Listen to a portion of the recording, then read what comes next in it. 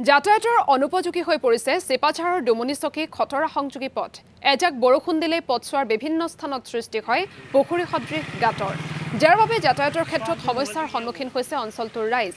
যান-বাহন চলোৱাটো বাদেই খোজকাঢ়ি যাবলৈও সমস্যাৰ সন্মুখীন হৈছে পথচাৰীসকল আমি পথটোৰ দৃশ্য আপোনালোকক এই মুহূৰ্তত দেখুৱাইছো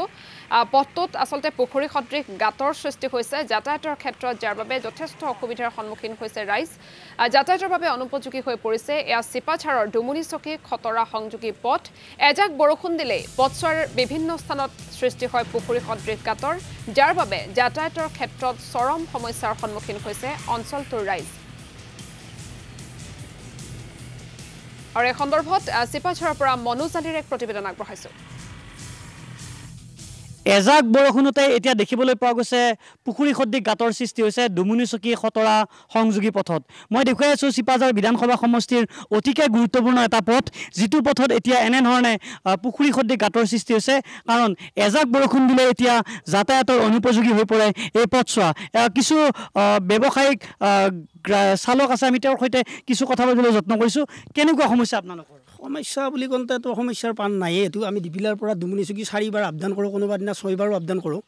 ইয়াত মানুহবোৰ মানে আহা টান পাই যায় এবাৰ অহাৰ পিছতে কঁকলৰ বিষ হৈছে আৰু এইবাৰ নাজনতে ভাই এইবাৰ কিবা কাৰণত আহিলোঁ আৰু দ্বিতীয়বাৰ এই ৰাস্তাটো দি নাহোঁ বুলি কয়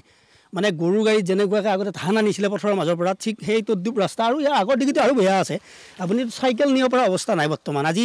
এই মানে 2-3 বছৰৰ পৰা এনেকৈ দেখা গৈছে অলপ কাম কৰি পেলাই কি আকৌ বন্ধ কৰি পেলাই থৈ দিয়ে কোনো ধৰণৰ মানে হেৰি নাই যাতায়াতৰ ব্যৱস্থা নাই মানুহ আহিব পৰা অৱস্থাত নাই একো আগত লৈ গ'লে আপোনালোকে দেখিব পাব জাগাই জাগাই মানে কি এই মাছ জীয়াব পাৰিব আপোনালোকে এনেকুৱা প্ৰকাণ্ড গাঁত আছে আৰু আগত কাম কৰি আছে ডিপিলাৰ পৰা দেখিছোঁ মানে ইটা পৰা ৰাস্তাৰ কাম কৰি আছে কিন্তু তাত দেখিলে আপোনালোকে মানে আজি এক টেলাৰ কাম কৰে মানে এক টেলাৰ ইটা আনি কাম কৰে আকৌ 4 দিন 5 দিন নাই এনেকৈ কাম চলি আছে বৰ্তমান দীঘলীয়া পথছোৱাৰ যথেষ্টখিনি বেয়া আমি দেখিবলৈ পাইছোঁ হয় না বেয়াটো আমিতো আৰু ক'লোৱে নহয় আপোনাক 6-7 বাৰ কৰি এই ৰাস্তাটোৰে অহা যোৱা কৰি আছোঁ মানে ইয়াত যেনেকুৱা অৱস্থা মানুহ মই ক'লোৱে আপোনালোকক কিন্তু মানুহ অহা মানে অৱস্থা নাই এই ৰাস্তা যথেষ্ট বেয়া এয়া চিপাঝাৰ বিধানসভা সমষ্টিৰ এটা মুখ্য পথ আৰু এনেধৰণে আচলতে ৰাইজে বৰ্ণনা দিছে যে যথেষ্ট সমস্যাৰ মাজত তেওঁলোকে এনেধৰণে যাতায়াত কৰিছে আপোনাৰ সৈতে কথা পাতিম কি ক'ব এতিয়া মই ৰাস্তাটো মানে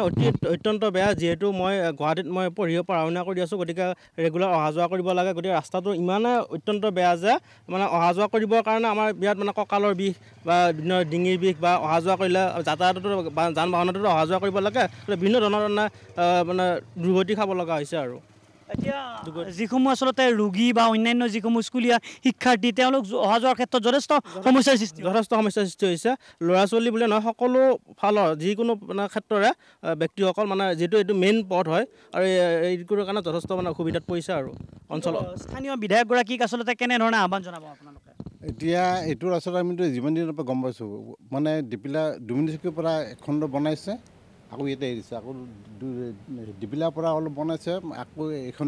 মানে বহুত দিন ধৰি আমি জীয়াটো ভুগি আছোঁ ইয়াৰ পৰা এজন যদি বেমাৰী যদি গুৱাহাটীলৈ নিব লগা হয় ইয়াতে গাড়ী নোসোমায় গাড়ী আহিব নোৱাৰে এনেকুৱা দুৰৱস্থা আৰু এনেকুৱা আছে স্কুলৰ ল'ৰা ছোৱালীবিলাক টাইমমতে গাড়ী মানে নাপায় তাৰমানে ৰাস্তাৰ কাৰণে গাড়ী নাহে